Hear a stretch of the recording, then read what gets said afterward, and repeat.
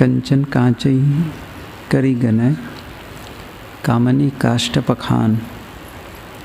तुलसी ऐसे संतजन पृथ्वी ब्रह्म समान। संत स्वभाव का वर्णन कर रहे हैं गोस्वामी जी। सोने को जो कांच के टुकड़े करके जानते हैं, कंचन कांचई करी गनय कामिनी काष्ठ पखान, और स्त्री को काष्ठ पत्थरवत समझते हैं। तुलसी ऐसे संतजन पृथ्वी ब्रह्म समान। गोस्वामी तुलसीदास जी कहते हैं कि इस पृथ्वी पर ऐसे संत ब्रह्म के समान हैं। इसका अर्थ यह नहीं है कि वो सोना को नहीं पहचानते हैं या सोना देखते ही कहते हैं ये तो शीशा है, कांच है। सोना सोना है, कांच कांच है। दोनों का अपना महत्व है। बात यहाँ पर यह है कि किसी वस्तु का उपयोग करना और किसी वस्तु के प्रति लोभ और मोह करना, ये दोनों में अंतर है। यथा योग्य व्यवहार बर्ताव कर लें, लेकिन सच क्या है? यह सच है कि कोई भी वस्तु हमारे स्वरूप में प्रवेश नहीं कर सकती है। न उसे साथ बनाए रखना संभव है और न हमारा कल्याण के लिए सीधे सीधे सहयोगी है। कल्याण के लिए सहयोगी का मतलब इतना सा होगा कि हमारे जीवन निर्वाह के लिए सहयोगी हो। तो जीवन निर्वाह के लिए सहयोगी कौन सा है? जीवन निर्वाह के लिए तो खास सहयोग रोटी कपड़ा और रहने की जगह ये चाहिए। सवाल यह है कि हम अकेले नहीं हैं, परिवार है, समाज है, तो उनके लिए भी चाहिए। ये पंक्ति हम लोग कई बार दोहराते हैं, साईं इतना दीजिए जामे कुटुंब समाए, मैं भी भूखा ना रहूं साधुन भूखा जाए। ऐसा नहीं कहते हैं कि मुझे कुछ नहीं चाहिए, इस प्रकार से चीज़ें नहीं चाहिए। और जो कुछ नहीं चाहिए की बात कही जाती है वो साधना का एक स्तर है, एक स्थिति है। जैसे ध्यान के संबंध में न जाने कितनी बार हम लोग गुरुदेव जी से सुने होंगे कि निर्विचार और निर्विकार। निर्विचार ध्यान में बैठे तो निर्विचार, विचार ना आए, शांत बैठे, आते हैं साक्षी बने। साक्षी बनने से वो जो मन का प्रवाह में जो हम बह रहे हैं वे फिर ठहर जाता है। भले कुछ समय के लिए हो, ऐसा लगता है कि थोड़ी देर के लिए तो लगता है कि शांत, उसके बाद लगता है कि फिर इधर उधर भटक गया मन। तो ये कोई आश्चर्य वाली बात नहीं है, ऐसा होता है। और इस बात को लेकर के मन में यह ना मान लें कि अरे मैं तो कर ही नहीं पाऊँगा, मेरे से तो होता ही नहीं है, इतने लंबे समय से मैं यह काम कर रहा हूँ, लेकिन फिर भी मन स्थिर नहीं होता है, लंबा समय लगता है। और उसके साथ साथ उसके लिए जो आवश्यक जो शर्तें हैं वह भी लागू करनी होती है, नहीं तो केवल समय बीतता जाएगा और काम नहीं होगा। ये उल्टी चढ़ाई है ना, असल में उल्टी चढ़ाई है, समय लगता है। पहाड़ पर चढ़ो तो चढ़ने में समय लगता है, उतरने में सरलता है। ऐसे ही है उल्टी चढ़ाई, तो समय लगता है। बात तो यहाँ पर यह है कि निर्विचार और दूसरा है निर्विकार। तो हर समय निर्विचार नहीं रह सकते, निर्विकार रह सकते। एक साधना का एक स्तर है, एक अवस्था है।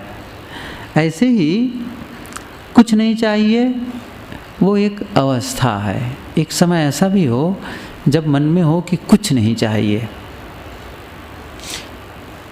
अब भोजनालय में गए, पारस करने वाला आया, कुछ नहीं चाहिए, तो बैठे रहो ना। तो उससे अच्छा तो आसन में ही बैठे रहते, वहाँ जाने की क्या ज़रूरत है। कुछ नहीं चाहिए। सब्जी परसने वाले आए, कुछ नहीं चाहिए। भात परसने वाला, कुछ नहीं चाहिए। क्या मतलब निकला फिर? तो जो चाहिए वो तो लेना पड़ेगा। तो एक समय में चाहिए, एक समय में नहीं चाहिए। लेकिन वो चाहिए के अंतर्गत क्या है? वो अनंत नहीं है। मतलब वो चीज़ नहीं है जो हमारे कल्याण में बाधक है, सहायक है। भोजन सहायक है, कपड़ा सहायक है, आवास सहायक है। तो ये सब चीज़ों का उपयोग करते, इन सब चीज़ों का उपयोग करते हुए अपना काम करना है। लेकिन जो सचमुच भीतर से मान्यता है वो किसी चीज़ के लिए पकड़ भाव नहीं है। यह मिले तो ही चलेगा, नहीं तो फिर नहीं चलेगा, ऐसा नहीं है। इतना चाहिए, उतना चाहिए, अरे कुछ नहीं, जो मिल रहा है स्वाभाविक हो गया काम। तो यहाँ पर तो बात इतनी सी है कि संत जन सोने को कांच के टुकड़े करके जानते हैं। कंचन कांचई करी गनय, टुकड़े करके मानते हैं कांच का टुकड़ा। कांच का टुकड़ा कह रहे हैं, इसका मतलब आप सोना मार रहे हैं, तभी तो कह रहे हैं सोना है, सोना है। वो कहानी बहुत प्रसिद्ध है, जहाँ आप लोग भी पढ़े भी होंगे और वहाँ इसका चित्रण भी किए हैं। वो गांधीनगर में जो अक्षरधाम है उसमें बताया भी है कि कहाँ की घटना है तो पता नहीं कि कहानी है।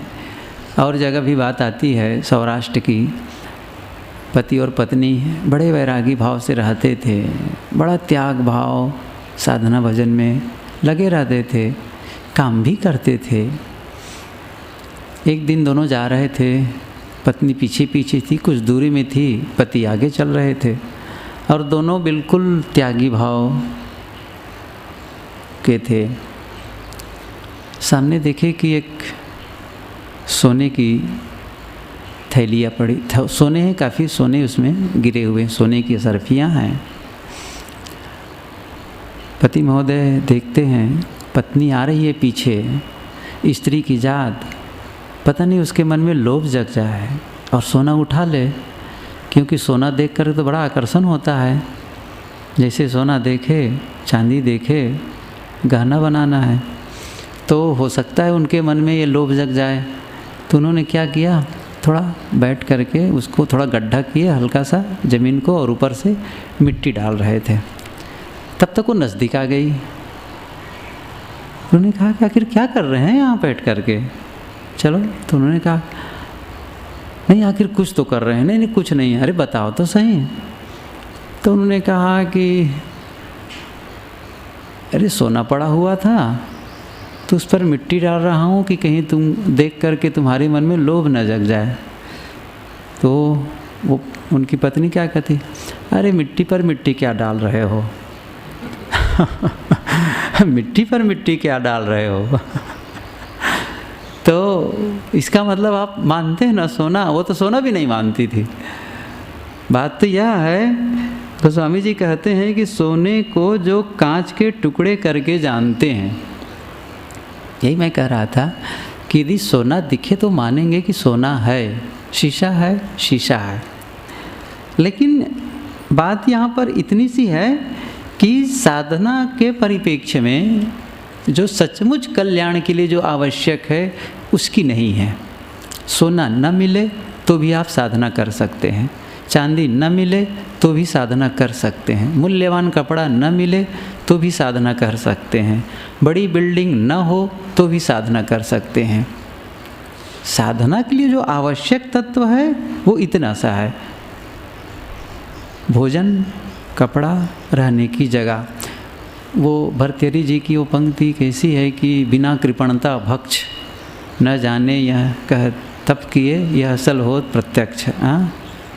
सत्संगत स्वच्छंदता बिना कृपणता भक्ष न जाने कई तप किए यह फल होत प्रत्यक्ष।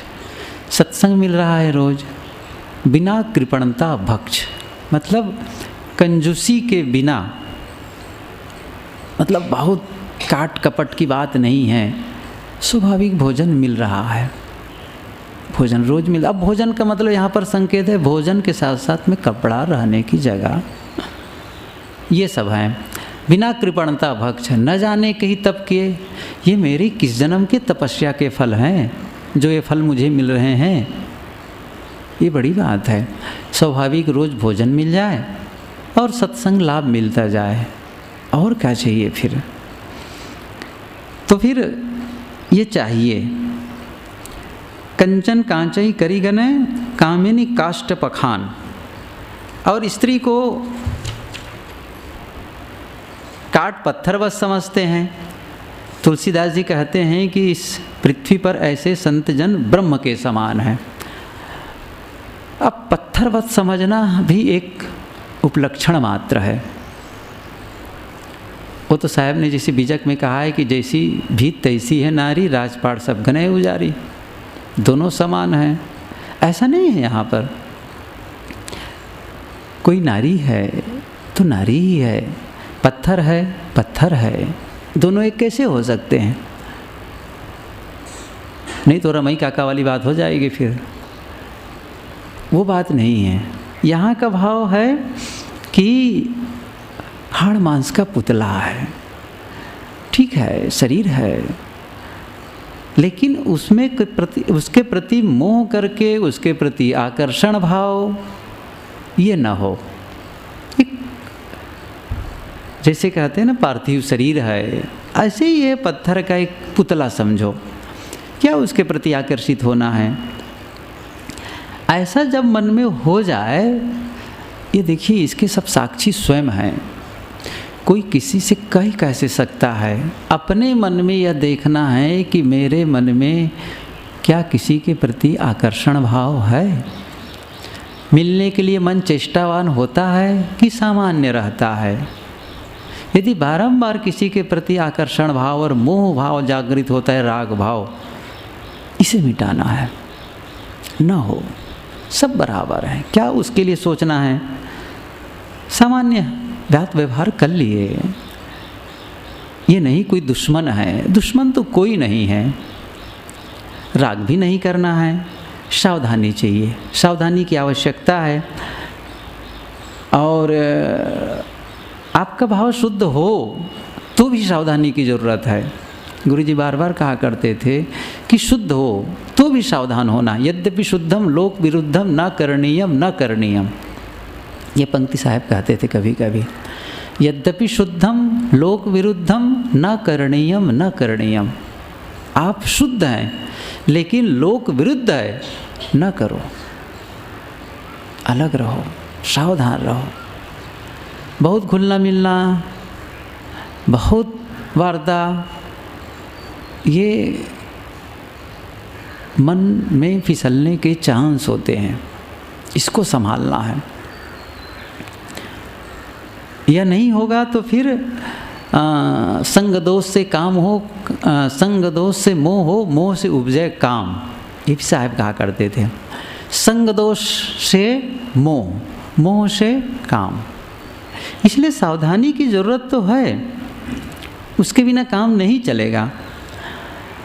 साधना के लिए ये सब आवश्यक अंग हैं, और ऐसा जो करता है सचमुच जिसके दिल से ये सब चीज़ों का आकर्षण खत्म आए। गोस्वामी जी कहते हैं कि इस पृथ्वी पर ऐसे संत जन ब्रह्म के समान है। ब्रह्म श्रेष्ठ, ब्रह्म पूर्ण, वो पूर्ण नहीं है। ब्रह्म मतलब जिस पूरा, कमी किसी चीज़ की नहीं है उसमें, पूरा संपूर्ण है।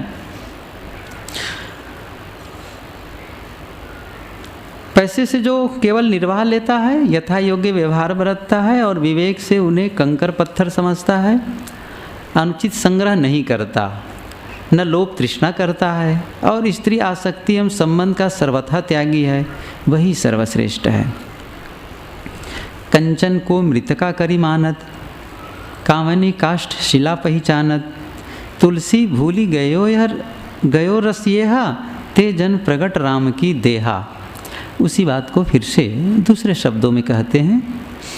पिछले दोहा में कंचन कांचई कहा, यहाँ पर कहते हैं कंचन को मृतका करी मानत। बात तो वही है, जो स्वर्ण को मिट्टी के सादृश्य मानते हैं, कामिनी काष्ठ शिला पहचानत, और स्त्री को काष्ठ पत्थर रूप देखते हैं। को स्वामी जी कहते हैं, जो इस विषय रस को भूल गए, तुलसी भूल गयो रस ये हा, कोई रस नहीं है, नीरस शुष्क मन में भाव आए उसे वो तोड़ देता है। अंकुर को तोड़ दे जाने से फूल नहीं आएगा। और बड़ा सरल भी है, बड़ा सरल है। उस समय कोई कोपल, एक छोटा सा पौधे में एक ये निकल गया है जिसे कोपल, आरंभ में एकदम छोटा सा, खिला नहीं है अभी, और उसको तोड़ दिए, खिलने नहीं पाएगा। फिर खिला भी नहीं, और खिलने के बाद क्या होता है, फूल जब खिल जाता है तो फल आता है, फल के बाद में बीज आता है, और वो बीज अगले पौधे के लिए कारण बनता है। फिर एक चक्र तैयार हो गया। हमको क्या करना है, उस अंकुर को तोड़ देना है। कहने का मतलब है, मन में जो विचार आए वो अंकुर है, नहीं दूर किए काम नहीं बनेगा। ब्रह्मचर्य जीवन आप लोग पढ़े होंगे, उसमें आया है कि 4 स्तर बताए हैं, काम के 4 स्तर। संकल्प सबसे पहली बात कहते हैं, स्मरण प्रीता हो जाती है, उसके पश्चात स्मरण प्रीता और विकार, फिर क्रिया, ये 4 बताते हैं साहिब जी। पहले होता है स्मरण। कोई भी चीज़ के लिए आप बैठेंगे तो स्मरण होता है, अचानक नहीं होता है, सब कुछ अंकुर फूटता है मन से। ये पंक्ति कितनी महत्वपूर्ण है। मनोपुब्बगमा धम्मा मनोश्रेष्ठा मनोमया। सभी कर्मों का पूर्वगामी है मन। मन पहले ही पहुंच जाता है, करने के पहले कोई काम करो, पहले मन पहुंचा, उसके बाद ही काम होगा, कोई काम नहीं हो पाएगा। आप यहाँ आना चाहेंगे तो पहले मन सोचेगा, चलो मुझे सत्संग में जाना है, चलो मुझे ध्यान में बैठना है, मन करेगा। यहाँ से जब उठना होगा, अभी जैसे कोई बीच में उठना चाहेगा तो 2-3 बार मन कहेगा उठूं, अरे रुको, अभी उठूं, रुको थोड़ा से, 2-3 बार ऐसा आगे पीछा करेगा। हाँ अब चल पड़ो, हो गया तो चल पड़े। तो पहले कौन चला? मन।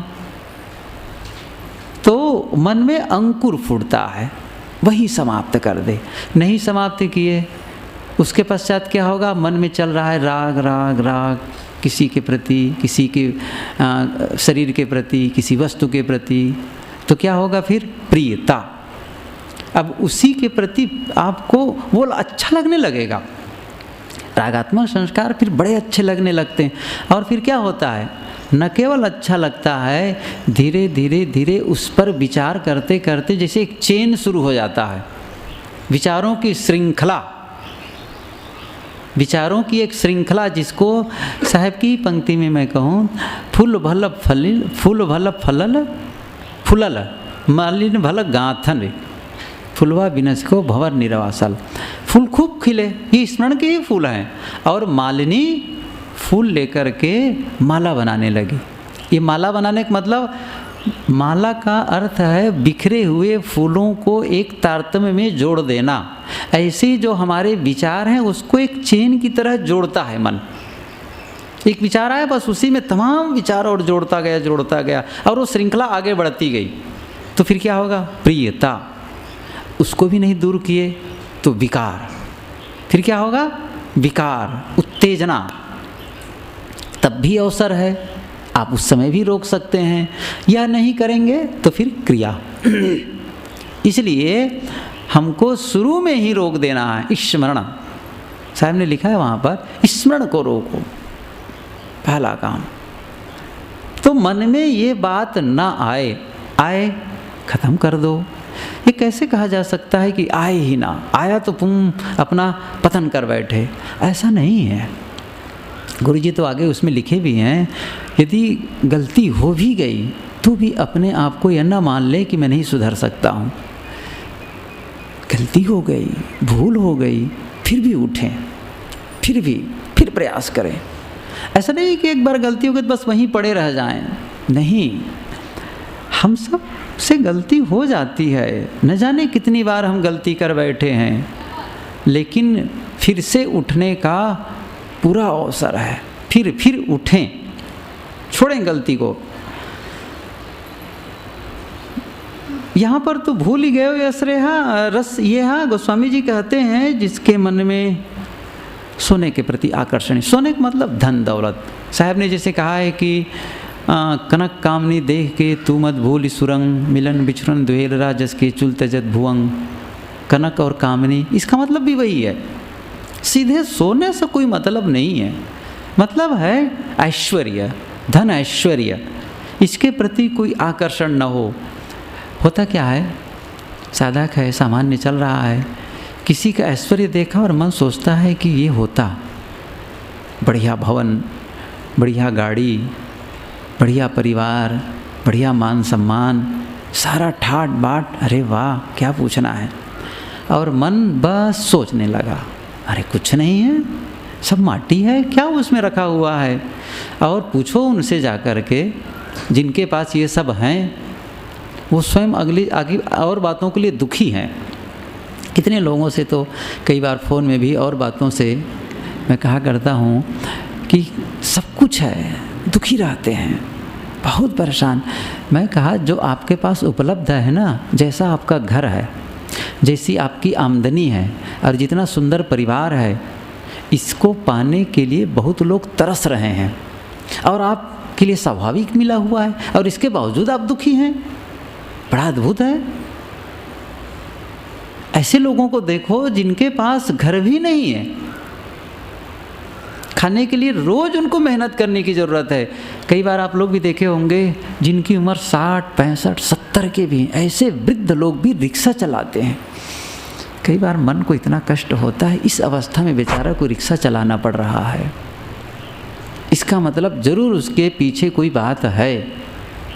उनकी ऐसी कोई व्यवस्था नहीं है कि वो बैठ करके खा सके, इतना संग्रह नहीं है।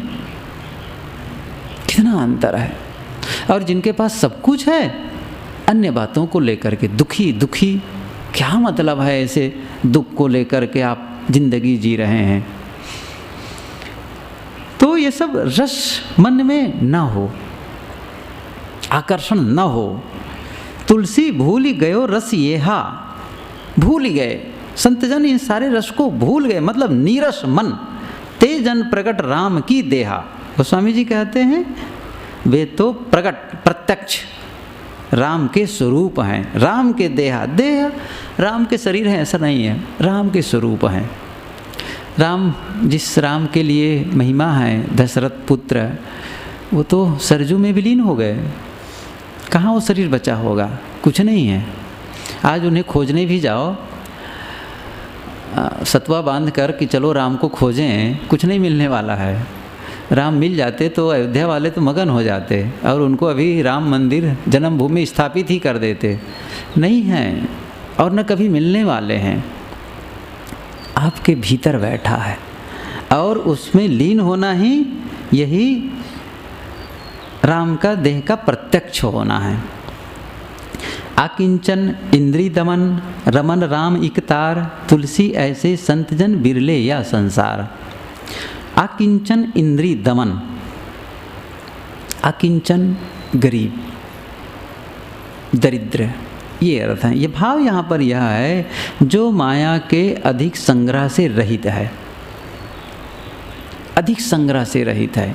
स्वाभाविक, अपने लिए नहीं, ठीक है, और के लिए चाहिए ही, तो अधिक संग्रह से रहित, इंद्रियों का दमन करने वाले, इंद्री दमन, इंद्रियों का दमन करने वाले, और रमन राम इकतार, रमन राम इकतार, इकतार का मतलब एक सातत्यता, कंटिन्यू,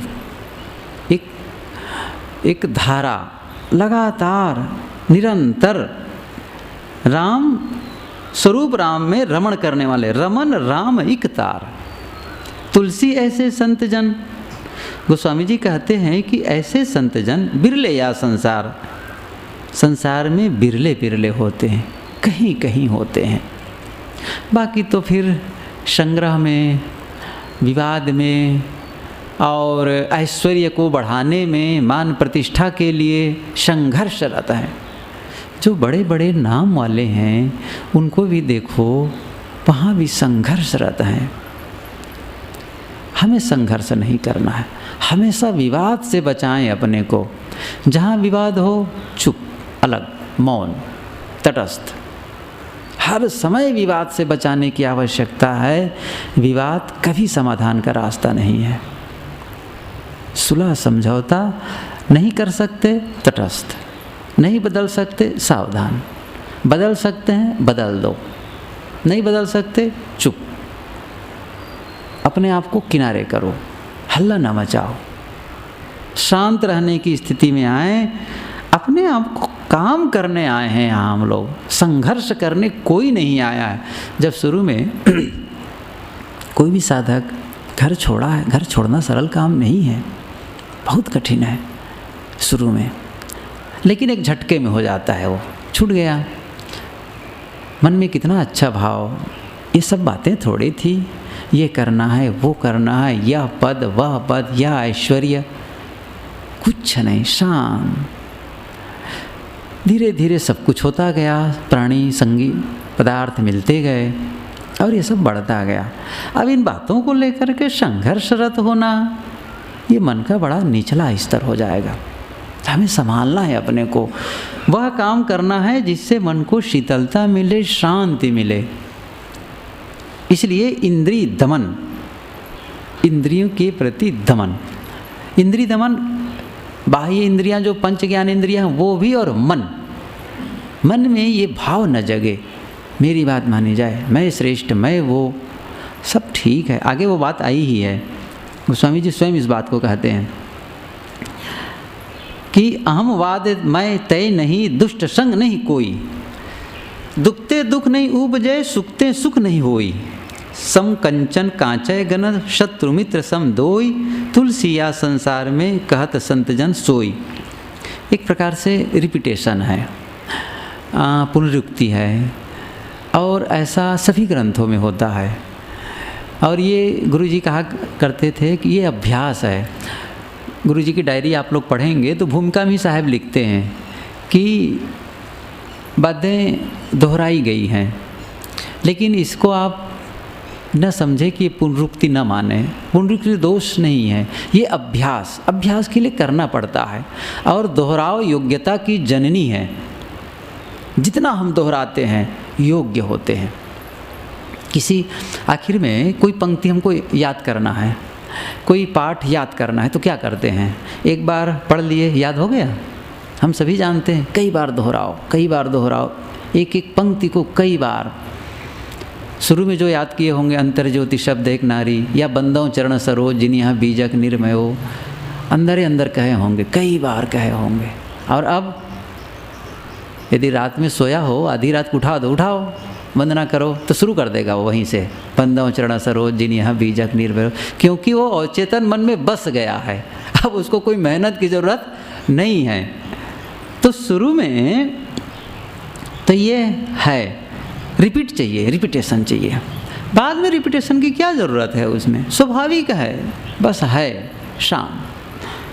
तो अहमवाद मैं तय नहीं, दुष्ट संग नहीं कोई, यहाँ पर भी उसी ढंग से ये सारी बातें हो चुकी हैं। आगे वाली और पंक्ति बिल्कुल पहले हो चुकी है। जो अहंकार पूर्वक नहीं बोलता, अहमवाद, वाद सिद्धांत, ये सब अहमवाद भी होता है कि मैं तू नहीं करता, मैं तय नहीं, अहमवाद मैं तय नहीं, अहंकार पूर्वक नहीं बोलता, मैं तू नहीं करता। ये नहीं कि मेरी बात मानी जाए, मैं बड़ा तुम छोटे, नहीं, सब बराबर मानना पड़ता है। ऐसा नहीं है कि सब बराबर का मतलब पिता पुत्र का संबंध है, पति पत्नी का है, भाई भाई का है, गुरु शिष्य का है, वो तो करना पड़ेगा। अब आप गुरु के सामने जा कर के हैं बस हम दोनों बराबर, ये नहीं चलने वाला है। गुरु कह सकता है कि हम बराबर, आप नहीं कह सकते, हमारी एक मर्यादा है। बड़े बड़े हैं, छोटे छोटे हैं, लेकिन दिल का भाव होना चाहिए कि हम बराबर, हम सब, हमसे बड़े तो कह सकते हैं, हमारा अधिकार है हम कह दें कि आप बड़े हैं, लेकिन किसी को छोटे कहने का अधिकार हमारा नहीं है। तो ये छोटे कहना ये अहमपूर्ण है।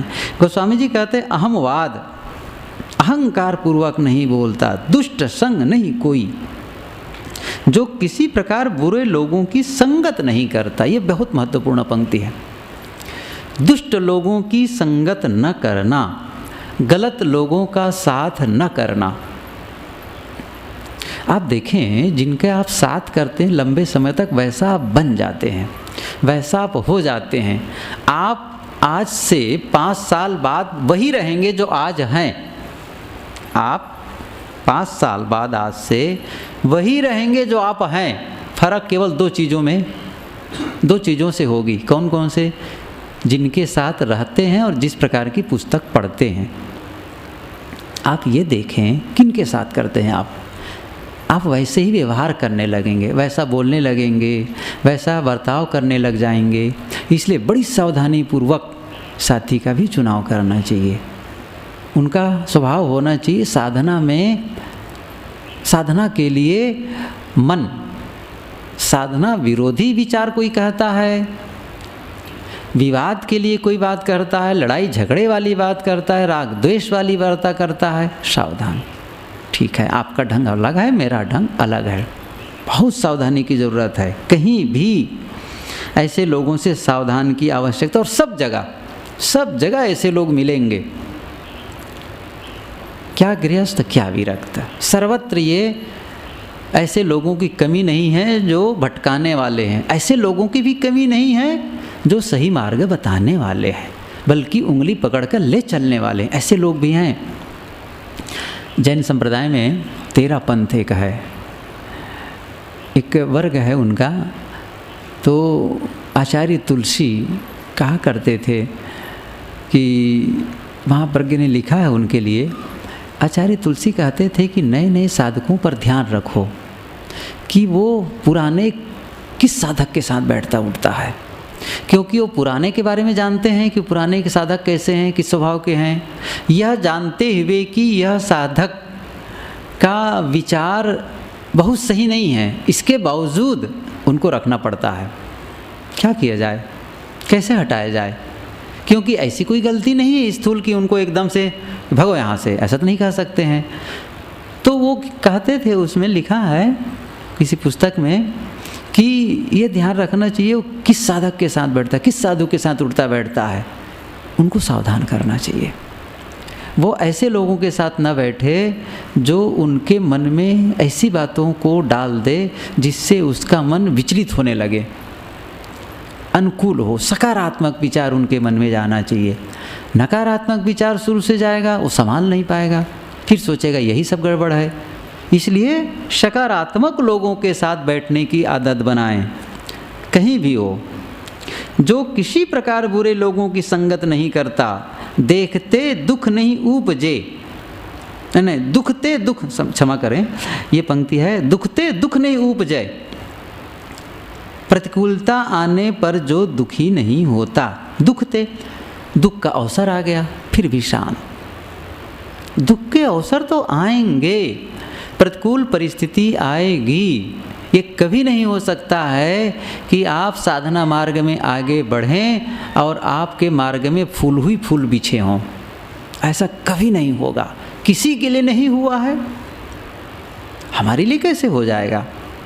सबके लिए बाधाएं, और ये बाधाओं को पार करना ही तो कसौटी है। और क्या करना है आपको? बाधा नहीं है तो आप वहाँ पहुँच गए जहाँ पहुँचना चाहते हैं, सीधी सी बात है। आप वहाँ हैं इसका मतलब बाधा नहीं है तो आप वहाँ हैं जहाँ पहुँचना चाहते हैं। नहीं पहुँचे हैं इसका मतलब अवरोध है, उसी अवरोध को तो पार करना है और उसी जीतने में आपकी कसौटी है, उसी में आपको संघर्ष करना है, उसी में प्रयास करना है। इसलिए दुख आएंगे, लेकिन ऐसी स्थिति में भी शांत। प्रतिकूलता आने पर जो दुखी नहीं होता, सुखते सुख नहीं होई। सुख ये नहीं कि दुखे दुख आएंगे, सुख भी आएंगे, तो सुख के प्रति आप फूलना नहीं है। आपको अनुकूलता आने पर सुख में नहीं फूलता, प्रतिकूलता आने पर जो दुखी नहीं होता। और सम कंचन कांचय गणत, जो कंचन द्रव्य रूप आदि से केवल व्यवहार करता है, विवेक से उसे कांच का टुकड़ा ही समझता है। शत्रु मित्र सम दो, और जो शत्रु मित्र को सम देखता है। तुलसी या संसार में गोस्वामी जी कहते हैं कि उन्हीं को कहत संत जन सोई, उन्हीं को संत पुरुष कहा जाता है, वही संत हैं। इस प्रकार जिनके मन में भाव है, ऐसा जो जीवन जीता है, जिनके मन में अहंकार नहीं है, मैं तू नहीं करता है, दुष्ट मित्र दुष्ट संग नहीं रहता, गलत लोगों का साथ नहीं करता है, और दुख की स्थिति आने पर, प्रतिकूलता आने पर दुखी नहीं होता, सुख की स्थिति आने पर फूल करके कुप्पा नहीं हो जाता, और कंचन को, द्रव्य को व्यवहार तो लेता है लेकिन उसके प्रति मोह नहीं, और शत्रु मित्र को सम देखता है, वही संत जन है। हमें ऐसा स्वभाव बनाना है। बिरले बिरले पाइए माया त्यागी संत, तुलसी कामी कुटिल कली केक अनंत।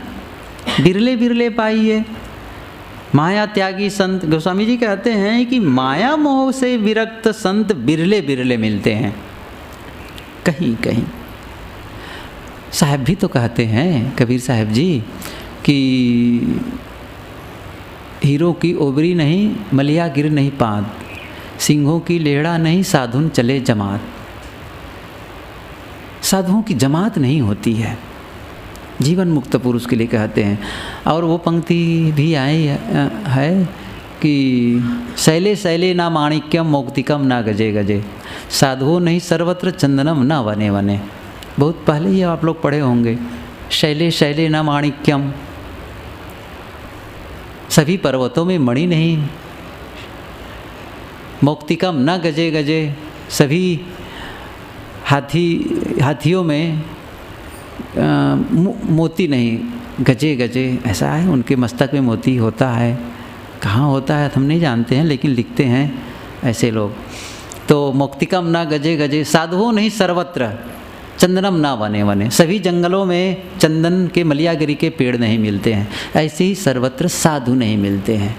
गोस्वामी जी कहते हैं कि बिरले बिरले पाइए माया त्यागी संत। माया मोह से विरक्त संत बिरले बिरले मिलते हैं, कहीं कहीं मिलते हैं, नहीं मिलते हैं नहीं लिखते, मिलते हैं, आपको मिल जाएंगे। कब? जब आप खोजने लग जाएंगे। आप चाहेंगे मिलेगा, ऐसा कभी नहीं हो सकता है कि आप चाहें और न मिले, मिलना है। उदाहरण बताते हैं, तुलसी कामी कुटिल कली केकी केक अनंत, और मोर मोरनी के समान, केकी केक अनंत बहुत हैं। मोर मोरनी का मतलब क्या हो यहाँ पर? मोर को देखो, मोरनी को देखो, देखने में बहुत सुंदर, आवाज़ भी बहुत प्रिय, लेकिन होता क्या है? कठोर दिल, सांप खाता है। कहते हैं सांप को खा जाता है, खाता है कि नहीं पता नहीं, लेकिन सांप को काट देता, ऐसा वो कहते हैं। ये सच भी है कि देखा तो मैं नहीं हूँ, गुरुजी से सुना हूँ, लिखा भी पढ़ा हूँ कि मोर सांप को काट देता है। यहाँ पर तो करते हैं कि बड़ा कठोर हृदय, उनके पंख को देखो, सभी चाहेंगे कि हमारे घर में कम से कम 24 घंटे में 2-4 घंटे के लिए बैठे तो मोर, मन तो होगा, लेकिन अब घर में कौवा बैठता है, वो बात अलग है। मोर कहाँ बैठता है? कहाँ से लाए मोर को? कहीं कहीं होता है, मोर भी कहीं आ जाते हैं, तो कोई क्षेत्र होता है उनको अनुकूल होता है, वहीं वो रहते हैं, देखने में बहुत सुंदर। कई लोग तो मोर पंख को अपने घर में भी रखते हैं सजाने के लिए, तो देखने में सुंदर, आवाज़ भी बहुत बढ़िया, लेकिन कठोर दिल, हृदय कठोर, सांप खाने वाला। यही कहते केकी केक आनंद बहुत हैं, कुटिल कामी कुटिल कली, तुलसी कामी कुटिल कली। कामी और क्रूर अनंत पड़े हैं, ज़्यादा लोग हैं, कामी हैं, क्रोधी है, लोभी है, मोही है। कोई संत जो माया त्याग, कोई संत है जो माया का त्यागी है। साहब ने लिखा है ना, उसी एक बिरले में नंबर लगाना। अब लगाएगा कौन? अपने को लगाना है, हमें काम करना है, वो रहनी में स्वयं को रहना है, स्वयं कदम बढ़ाना है। मैं ते मेटेव मोह तम उग्यो आतम भानु, संत राज सो जानिए तुलसी या सहिदानु। मैं तय मेटेव मोह तम, जिनके हृदय में स्वरूप ज्ञान रूपी सूर्य का उदय होकर उग्यो आत्म भानु, भानु सूर्य, आत्म भानु आत्मज्ञान रूपी सूर्य उग्यो उदय हो गया, फिर क्या होगा? अहंता ममता रूपी महान अज्ञान अंधकार नष्ट हो गया। मैं तय मेटेव मोह तम, ये मोह की अंधियारी में ही मैं तय का भंवर उठता है, नहीं तो सब बराबर। ये चीज़ नहीं है। अहंता, यहाँ मायते का मतलब अहंता ममता, मन में अहम मम का भाव जगता है, तब तक अंधियारी है, बोध नहीं है। अंधियारी में अभी है हम लोग हैं। मन में तो होता है कि हम तो आत्मज्ञानी हो गए। कोई से पूछो, यदि वो साधना पथ में चल रहा हो तो कौन हो? मैं आत्मा हूँ। क्या कहेंगे? मैं आत्मा हूँ, मैं शुद्ध हूँ, मैं बुद्ध हूँ। बात तो ठीक है, मैं शुद्ध हूँ, बुद्ध हूँ, मन की स्थिति क्या है? महत्वपूर्ण यह है। सद्गुरु विशाल देव ने कहा, यह पंक्ति कई बार आप लोग सुने हैं कि अबोध तहाँ तक जानिए जहाँ तक राग अंधेरी। अबोध है, मन में होता है कि मुझे बोध प्राप्त हो गए, मैं तो आत्मा के बारे में जान गया। कुछ नहीं जाने हैं अभी, आत्मा के बारे में सुने हैं, जानकारी कह सकते हैं, कोई न अनुभव है न उसके बारे में कोई सही ज्ञान है। कहाँ है? कभी स्पर्श ही नहीं, वहाँ तक पहुँच ही नहीं है। तो सामान्य जानकारी तो है, इसका मतलब ये नहीं कि इस ज्ञान की भी आवश्यकता नहीं है, आवश्यक है, बौद्धिक रूप से जानना जरूरी है, लेकिन पूर्णता नहीं है। तो अबोध तहाँ तक जानिए जहाँ तक राग अंधेरी। अबोध समझो जहाँ तक मन में राग की अंधियारी है। त्याग भयो जब ताही को, जब मोह की अंधियारी खत्म हो गई, छोड़ दिए, तभी भयो सवेर, तब जानो सुबह हुई, नहीं तो अंधकार में ही भटक रहे हैं। यहाँ पर गोस्वामी जी यही इसी ढंग से कहते हैं, उग्यो आत्म भानु, जिनके हृदय में स्वरूप ज्ञान रूपी सूर्य का उदय हो गया, फिर तारे नहीं टिमटिमाएंगे। जो लोग तारा जगमगे, जो लोग उगए न सूर्य, सूर्य उदय नहीं हुआ, तारे टिमटिमा रहे हैं। जैसे सूर्य उदय हुआ, तारे देखो ना कहाँ है, रात में खूब तारे दिख रहे थे, अब सब छिप गए, ज्यों तारा प्रभात। ऐसे ही जब ज्ञान उदय हो जाता है तो अंधियारी जो अहंता ममता है समाप्त। संत राज सो जानिए तुलसी या सहिदान। गोस्वामी जी कहते यही संत राज है, संतों में राजा, संत शिरोमणि होने का लक्षण जानिए। संतों में सिर मुकुट वही है जिसका सब अहंकार मिट जाए और स्वरूप का यथार्थ ज्ञान होकर उसमें स्थिति हो जाए। हमें धीरे धीरे काटना है, धीरे धीरे उस स्तर में उठना है।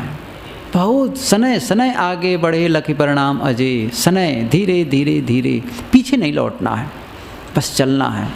आप सही पथ जान गए और सही रास्ते चल रहे हैं। यदि आप बैठ गए तो नहीं पहुँचेंगे, बैठ जाएंगे तो नहीं पहुँचेंगे। सही रास्ता जानने के बावजूद आप नहीं चलेंगे तो नहीं पहुँचेंगे।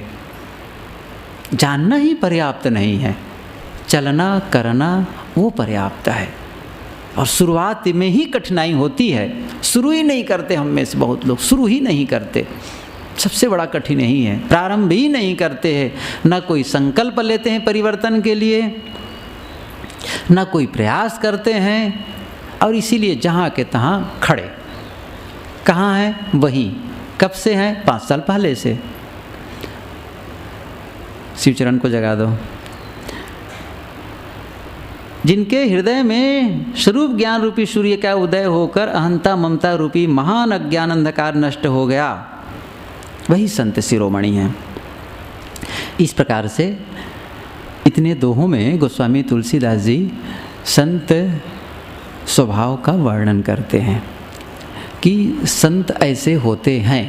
इसका मतलब यदि आप संत की दशा में पहुंचना चाहते हैं तो इस प्रकार के लक्षण आने चाहिए, ऐसा बोलना चाहिए, ऐसा व्यवहार करना चाहिए, ऐसा आपके मन की दशा होनी चाहिए, तो ही आप उस अवस्था में पहुंचेंगे कोई हो।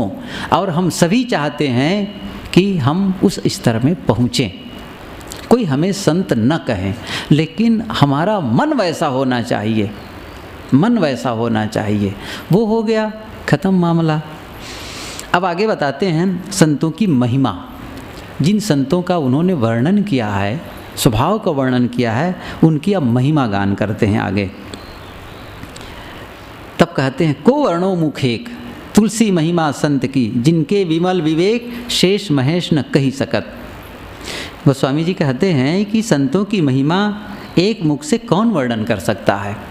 को वर्णो मुख एक, मेरे पास तो एक ही मुंह है, इसी से मैं कहता हूँ।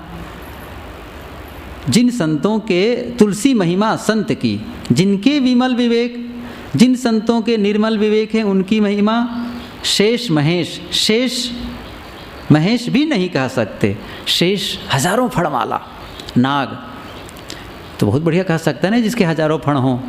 महेश, महेश का मतलब शिव, बखान कर सकते हैं, नहीं होगा, मतलब वो भी नहीं कह सकते। कहने का मतलब यहाँ पर ये है शेष महेश न कही सकत, वे भी नहीं कह सकते, हजारों फण वाला शेष भी नहीं कह पाएगा, मतलब वो कथन में नहीं आ सकता है। ये बात सच है।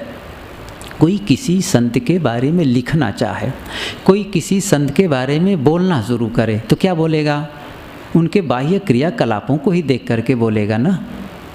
मानसिक दशा का वर्णन कैसे कर सकता है, मानसिक दशा में तो हम पहुँचे ही नहीं हैं, उनका अनुभव नहीं है हमें, ना उसको वो प्रत्यक्ष का विषय भी नहीं है, हम कैसे जान सकते हैं कि वो मन की दशा क्या है। जब यहाँ पर प्रतिकूल परिस्थिति निर्मित होती है, जब कोई ऐसी अवस्था या ऐसी घटना घटती है जो एक विस्फोट तरीके होता है, इसके बाद उसके मन की क्या दशा है हम कैसे जान सकते हैं। या सुख के समय बहुत मान प्रशंसा, उसको प्रतिष्ठा है, उस समय उनकी मन की दशा क्या है हम कैसे जान सकते हैं, नहीं जान सकते। हम अंदाज लगाते हैं अपने मन के आधार पर, इसलिए उसका वर्णन नहीं हो सकता है। इसलिए गोस्वामी जी भी अपने आप को असमर्थ मानते हैं। को वर्णो मुख एक, संतों की महिमा का मुख से कौन वर्णन कर सकता है। जिन संतों के निर्मल विवेक हैं उनकी महिमा शेष महेश भी नहीं कह सकते। आगे फिर कहते हैं मई पत्री कर सिंधु मसी तरु लेखनी बनाई, तुलसी गणपति सो तदपि महिमा लिखी न जाए। मई पत्री कर सिंधु मसी, मई पृथ्वी, पत्री कागज, मई पत्री सिंधु मसी, सिंधु समुद्र, मसी स्याही दवात, तरु लेखनी वृक्ष को लेखनी बनाई जाए, पृथ्वी का कागज बनाया जाए, समुद्र की दावात तथा वृक्ष की लेखनी बनाई जाए, तुलसी गणपति सोददपि और गणेश जी लेखक बने तो भी संतों की अपार महिमा लिखी नहीं जा सकती। गणेश के लिए महिमा है, पता नहीं गणेश का चित्र ही तो कार्टून लगता है। बहरहाल उसको कहते हैं बहुत लिखते थे, दोनों हाथ से लिखते थे, और इसलिए कि क्या नाम है उनका महाभारत के, वेदव्यास, वेदव्यास महाभारत काल में थे। उनसे लोगों ने वर्णन किया, अन्य लोगों ने, कि भाई आप महाभारत काल में थे तो महाभारत की गाथा लिख दीजिए। उन्होंने कहा मैं लिख नहीं पाऊँगा, मैं बता सकता हूँ, लेकिन एक बार जब शुरू हो जाए तो फिर रुकूंगा नहीं, ऐसा कोई लिखने वाला हो तो मैं बस बोलूँ। सब कहे भाई ये तो संभव नहीं हमसे।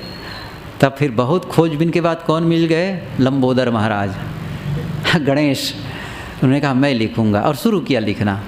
ओ बस सरपट लिखता गया, और उन्हीं का लिखा हुआ महाभारत। कहते हैं, विश्वास तो नहीं टिकता है कि गणेश नाम को कोई ऐसा व्यक्ति रहा होगा, लेकिन वो बातें हैं।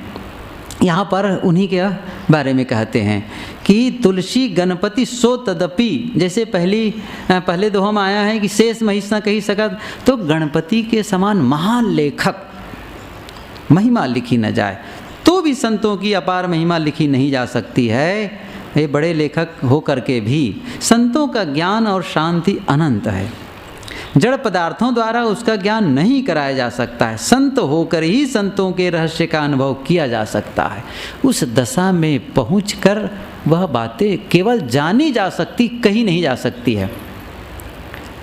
उन्होंने लिखा है महाप्रज्ञ ने कि अनुभव के पास शब्द नहीं और शब्द के पास अनुभव नहीं। अनुभव के पास शब्द नहीं, अनुभव है शब्द नहीं है, शब्द है अनुभव नहीं है। ये बड़ा अद्भुत साम्य है, ये वो है विरोधाभास है। कहाँ है? अनुभव हो जाएगा, कह नहीं सकेंगे। अब इसीलिए साहब को कहना पड़ा गूंगे की सरकरा, कहना पड़ा उसको। कौन? जो स्वयं नहीं कह पा रहा है उसको दूसरा कैसे कह सकता है? महत्वपूर्ण यह है, जिस दशा का वर्णन वो स्वयं नहीं कह पा रहा है उसके लिए गूंगे की सरकरा कहा गया है, खाए और मुस्काए। तो दूसरा भला कैसे कह सकता है? नहीं कह सकता ना। स्वयं कह दे तो भी बात समझ में आती, हाँ भाई वो स्वयं कह रहे हैं उसको मानो। वो नहीं कह पा रहा है तो हम और आप कैसे कह सकते हैं? गोस्वामी जी कैसे कह सकते हैं? और शेष महेश कैसे कह सकते हैं? गणपति ये गणेश जी कैसे कह सकते हैं? नहीं कह सकते। धन्य धन्य माता पिता धन्य पुत्र वर सोई, तुलसी जो राम ही भजे जैसे हूँ कैसे हूँ होई। गोस्वामी जी कहते हैं उनके माता पिता धन्य हैं तथा वह श्रेष्ठ पुत्र धन्य है जो जिस किसी भांति भी राम भजन में लवलीन है। मतलब है कि सतपंथ में चलता है। एक जगह मैं पढ़ रहा था, उसमें लिखा था कि अच्छे पुत्रों का, संस्कारी पुत्र का होना भी बहुत बड़ा सौभाग्य का फल है। कई लोग तो पुत्र के लिए रोते झंकते रहते हैं, बेटा हो बेटा हो। ठीक है, बेटा हो गए और बेटा दुराचारी निकल गए तब क्या करोगे? अत्याचारी निकल गए तब क्या करोगे? शराबी कबाबी निकल गए तब क्या करोगे? है ना संकट का घर। तब कहना पड़ेगा न होता तो अच्छा था, कहते हैं कई लोग। अभी छत्तीसगढ़ में था, एक पूर्व परिचित बहन आई थी, कार्यक्रम में दूर से आई थी। हाँ, उनके घर में पहले भी जाता था। तो जब उनकी शादी नहीं हुई थी तब उनके जो पति थे एक प्रकार से मित्रवत व्यवहार था उनसे। मैं तो इधर आ गया, फिर शादी हो गई। आश्रम के बाजू में उनके ननिहाल है, सुने आए हैं, आ रहे हैं संत लोग, आ गए। वो एक दिन सुबह सुबह आ गई अपने नैहर से। काफ़ी सुबह तो बंदई किए, कहते कहो क्या बात साहब, आशीर्वाद लेने आई हूँ। क्या आशीर्वाद देना है? तुम्हें क्या आशीर्वाद की ज़रूरत है? कहे साहब मेरा एक ही बेटा है और शराबी है। मैंने कहा कि चलो सत्संग में नहीं आई, शादी हो गई उनकी और पत्नी नैहर चली गई है, बहू चली गई है घर में और वहाँ से मुकदमा कर दी है। शराब बहुत पीता है, बहुत परेशान हूँ। मैंने कहा आशीर्वाद की ज़रूरत तुम्हें नहीं है, आशीर्वाद को ज़रूरत तो उनको थी और वो तो आया नहीं है। उनको लाते तो मैं कुछ कह भी सकता था, तुम तो वैसे ही सही पद पर चल रही हो, तुम्हें क्या कहूँ। बहुत दुखी थी वो, एक ही बेटा है, शराबी है, कितना परेशान। क्या उसके मन में नहीं होता कि न होता तो अच्छा होता। सूरत में एक डॉक्टर हैं, आप लोग हमारे साथी लोग सब जानते हैं, रमेश डॉक्टर, सिंधी हैं, बड़े परिचित हैं, बड़े क्लोज हैं। मुझे बता रहे थे एक बार कि साहब एक आदमी है, जवानी है, एक ही लड़का है, धन बहुत है, उनके पिता नहीं है, माँ है, पत्नी है। बीमार पड़ जाता है, फिर लाते हैं मेरे पास, दवाई करता हूँ, ठीक होते हैं। एक दिन उसकी माँ परेशान होकर कहती है कि साहब डॉक्टर साहब इनको कुछ ऐसी दवाई दे दे जाके मर जाए। मैंने कहा कोई माँ अपने बेटे के लिए नहीं कह सकती है, लेकिन इसका मतलब यह वो भी नहीं चाहती है, लेकिन उसका दिल कितना दुखी होगा उस बेटे के लिए कि जो ये चाहती है कि इसके बारे में न रहे तो हम कम से कम हम लोग हल्का महसूस करें। बात कहाँ से उठी थी कि धन्य धन्य माता पिता। तुलसीदास जी कहते हैं कि उनके माता पिता धन्य हैं। तथा वे श्रेष्ठ पुत्र धन्य हैं जो किसी भांति भी राम भजन में लगता है। लेकिन समस्या एक दूसरी भी है, जब कोई राम भजन में लगता है तो न जाओ वहाँ, साधु बना लेंगे। हाँ, वो गलत मार्ग में जाए तो चलेगा, साधु भर न बनने पाए। साधु की पूजा करना तो ठीक है, लेकिन बेटा साधु बन जाए वो नहीं चलने वाला है। दूसरा का बेटा बने साधु, हमारा बेटा भर न बने, तब कहाँ से आ जाएंगे? पहाड़ से आएंगे या आकाश से गिरेंगे बेटा? आखिर किसी न किसी के माता पिता के ही तो बच्चे हैं, वो साधु हुए हैं। आपका बेटा साधु हो जाएगा, आपका नाम कमाएगा, जगह जगह प्रचार करेगा, अच्छा ही है, आपको खुशी होगी। तो किसी भांति राम भजन करता है, अच्छे मार्ग में चलता है, वे धन्य है। लोग तो कहते हैं वो जन्मभूमि धन्य है और सब भी बातें कहते हैं, ये सच है कि वो अपना कल्याण करते हैं, दूसरों का भी कल्याण करते हैं। ज़रा ख्याल करिए, जितने अच्छे संत हैं, शुरू से ले लो ना, बुद्ध महावीर से लेकर के आज तक भी, अभी भी ये सारे संत न होते और मान लो आतंकवादी हो जाते, तब क्या करते आप? हैरानी है कि नहीं है? वही चल देते, तब तो फिर परेशान है। तो फिर यहाँ क्या होती? पृथ्वी की दशा, आग लग जाती। कम से कम इनकी उपस्थिति से शीतलता तो महसूस कर रहे हैं, सही मार्ग तो बता रहे हैं, तो धन्य नहीं है वो देश।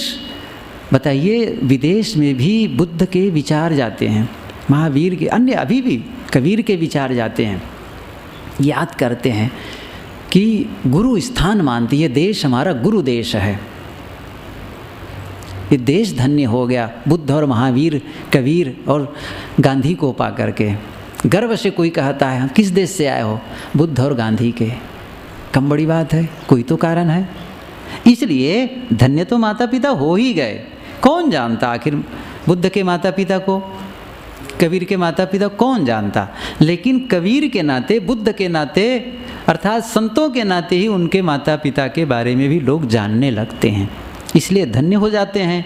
वे श्रेष्ठ पुत्र भी धन्य हैं जो किसी भांति भी, जैसे हूँ कैसे हूँ। पंक्ति को देखिए, तुलसी जो रामई भजे, जैसे हूँ कैसे हूँ होए, यदवा तदवा तदुच्छत्ति पुरुषार्थ। जिस किसी भांति वो करता है।